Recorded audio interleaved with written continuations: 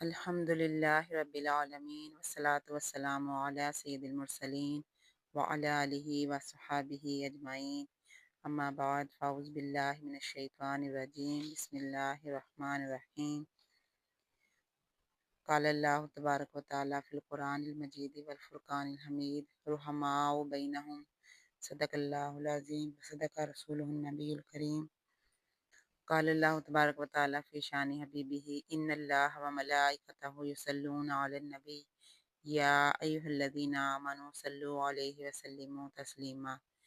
فرمان مصطفیٰ صلی اللہ علیہ وآلہ وسلم ہے، جس نے مجھ پر ایک مرتبہ درود پاک پڑھا، اللہ تبارک و تعالی اس کے لیے 10 رحمتیں نازل فرمائے گا۔ تو آئیں آقا علیہ الصلوۃ والسلام کی بارگاہ میں درود و سلام کا ہدیہ پیش کریں۔ الصلاۃ والسلام علیک یا رسول اللہ، الصلاۃ والسلام علیک یا حبیب اللہ، الصلاۃ والسلام علیک یا نبی اللہ وعلی آلک وصحابک یا نور اللہ۔ اللہ تبارک و تعالیٰ کی حمد و ثنا اور درود حضور نبی اکرم نور مجسم شفیع معظم صلی اللہ علیہ وآلہ وسلم پر پیش کرنے کے بعد آپ تمام ویورز کو فضا اسلامک چینل کی طرف سے السلام علیکم ورحمۃ اللہ وبرکاتہ۔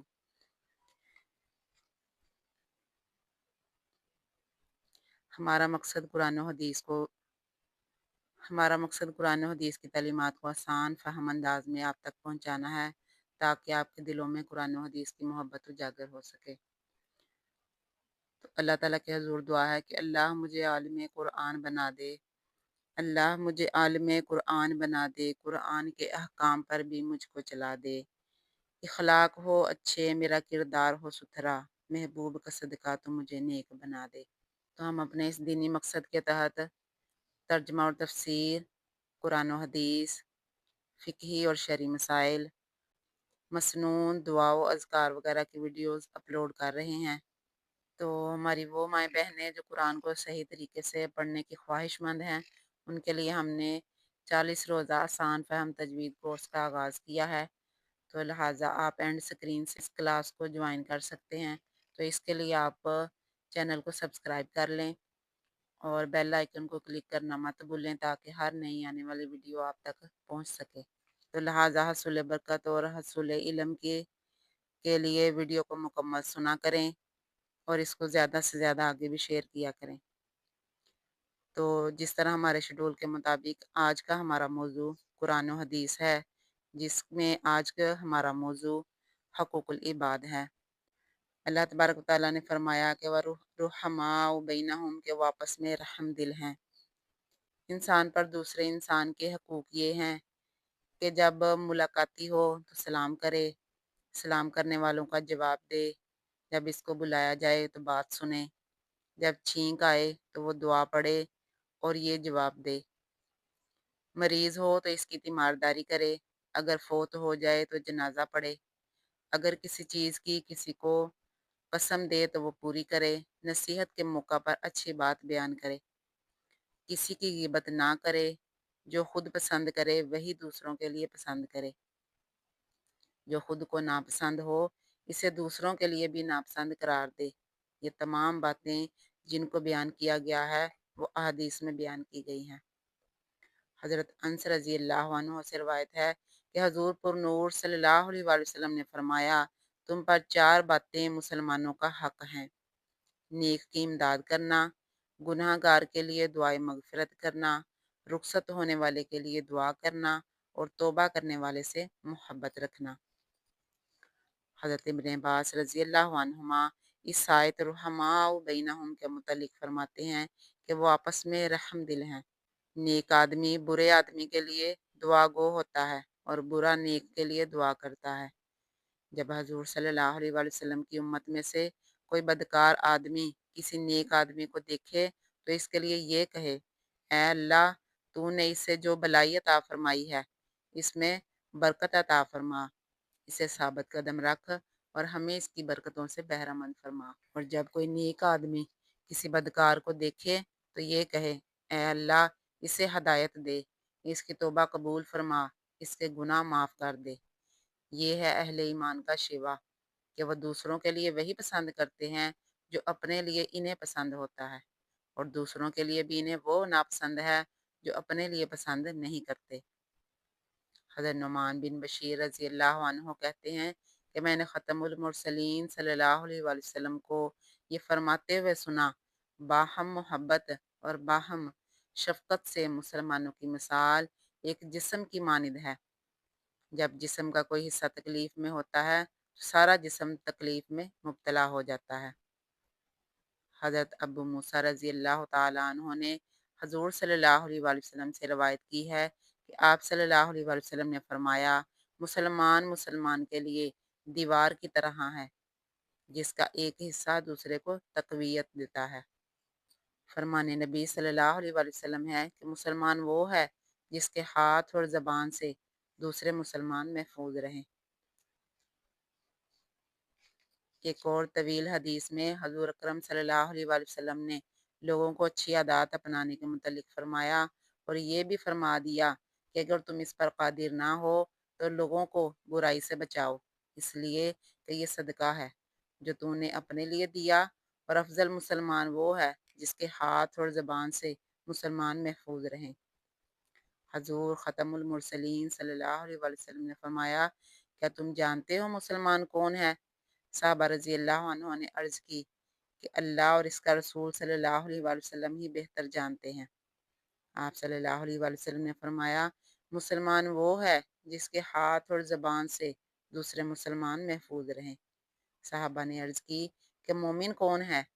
فرمایا، وہ جس نے اپنی طرف سے مسلمانوں کو ان کے مال اور جانوں میں بے خوف کر دیا۔ صحابہ نے پوچھا، مہاجر کون ہے؟ تو فرمایا، جس نے برائیوں کو خیر باد کہہ دیا اور ان سے دامن بچا کر رکھا، وہ مہاجر ہے۔ ایک شخص نے عرض کیا، یا رسول اللہ صلی اللہ علیہ وسلم، اسلام کیا ہے؟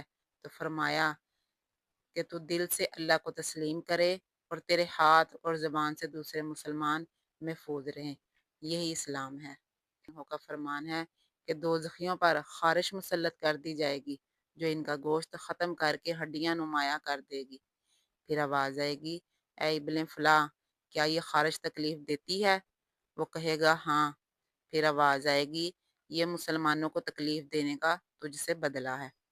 حضور صلی اللہ علیہ وآلہ وسلم کا ارشاد ہے، میں نے جنت میں ایک ایسے شخص کو دیکھا جس نے راستہ کا درخت اس وجہ سے کاٹ دیا تھا کہ وہ راہ چلنے والوں کے لیے تکلیف دہ تھا۔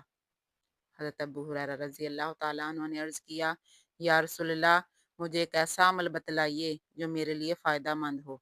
تو آپ صلی اللہ علیہ وآلہ وسلم نے فرمایا، راستہ میں تکلیف دینے والی چیزوں کو ہٹا دیا کرو۔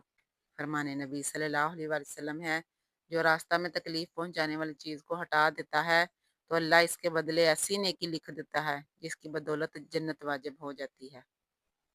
رحمت کائنات صلی اللہ علیہ وآلہ وسلم نے فرمایا، مسلمان کے لیے یہ روا نہیں ہے کہ وہ ایسا اشارہ کسی دوسرے مسلمان کی طرف کرے جو اسے ناپسند ہو۔ نیز کسی مسلمان کے لیے یہ جائز نہیں ہے کہ دوسرے مسلمان کو ناراض کرے۔ اللہ تعالیٰ مومن کی تکلیف کو ناپسند فرماتا ہے۔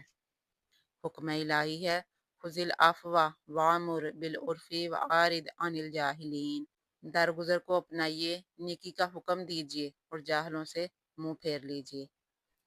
تو حضرت ابن ابی اوفا رضی اللہ عنہ نے روایت بیان فرمائی کہ حضور صلی اللہ علیہ وآلہ وسلم ہر مسلمان سے تواضع سے پیش آتے، بیوہ مسکین کے ساتھ چل کر ان کی حاجت روائی کے لیے جاتے اور ان کے کام کے لیے چلنے کو ناگوار نہ سمجھتے اور نہ تکبر سے کام لیتے۔ حقوق العباد میں یہ بات بھی ہے کہ لوگوں کی باتیں دوسروں تک چغلی کی صورت میں نہ پہنچائیں۔ فرمان نبی صلی اللہ علیہ وآلہ وسلم ہے، چغل خور جنت میں داخل نہیں ہوگا۔ اپنے جاننے والے سے 3 دن سے زائد غصہ نہ رکھے۔ حضرت ابو ایوب انصاری رضی اللہ عنہ سے روایت ہے، نور اولین اور آخرین صلی اللہ علیہ وآلہ وسلم نے فرمایا، کسی مسلمان کو یہ بات زیب نہیں دیتی کہ وہ اپنے بھائی سے 3 دن سے زائد غصہ سے رہے، بیشتر اس کے کہ ان کا سامنا ہو اور وہ منہ پھیر کر نکل جائیں، ایک کو دوسرا سلام کرنے میں پہل کرے۔ حضور صلی اللہ علیہ وسلم کا ارشاد ہے، جس کسی نے اپنے مسلمان بھائی کی لغزش کو معاف کر دیا، اللہ تعالیٰ قیامت کو اسے معاف فرما دے گا۔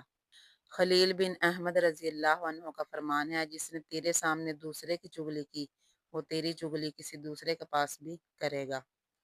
صدیقہ کائنات ام المومنین عائشہ صدیقہ رضی اللہ تعالیٰ عنہ فرماتی ہیں کہ خاتم النبیین صلی اللہ علیہ وآلہ وسلم نے اپنی ذات کی خاطر کسی سے انتقام نہیں لیا، مگر اللہ تعالیٰ کی حدود توڑنے کی بدولت مطابق قوانین الہی سے سزا دی گئی۔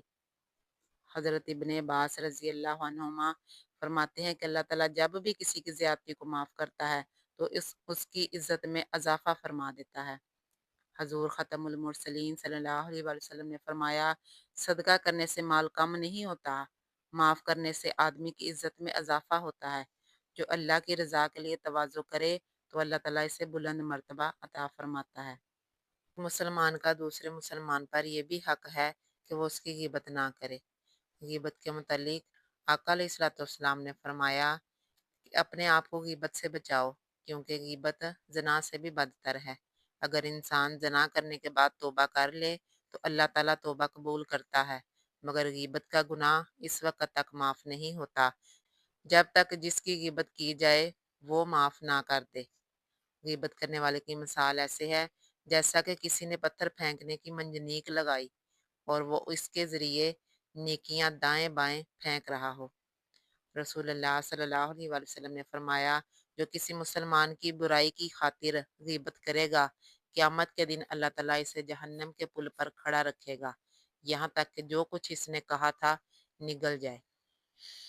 حضور صلی اللہ علیہ وآلہ وسلم نے فرمایا، غیبت یہ ہے کہ تو اپنے بھائی کی اس بات کا ذکر کرے جو اسے بری لگے، خواہ اس کے بدن، نسب، قول و فعل، دین و دنیا، حتیٰ کہ کپڑے، چادر اور سواری وغیرہ سے کوئی عیب جوئی کر کے بیان کی جائے تو یہ غیبت ہوگی۔ اسی طرح کسی کو لمبا یا چھوٹا، ٹھگنا، کانا وغیرہ کہنا بھی اس کی غیبت میں شامل ہے۔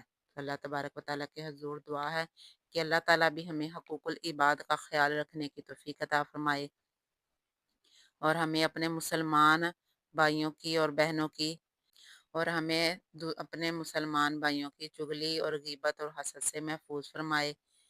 اللہ تبارک و تعالیٰ ہم سب کے علم و عمل میں اضافہ فرمائے۔ اس طرح کی مزید ویڈیوز دیکھنے کے لیے اسی ویڈیو کی ڈسکرپشن میں پلے لسٹ کا لنک موجود ہے، وہاں سے آپ دیکھ سکتے ہیں اور اینڈ سکرین سے بھی وزٹ کر کے مزید ویڈیوز دیکھ سکتے ہیں۔ وآخر دعوانا ان الحمدللہ رب العالمین۔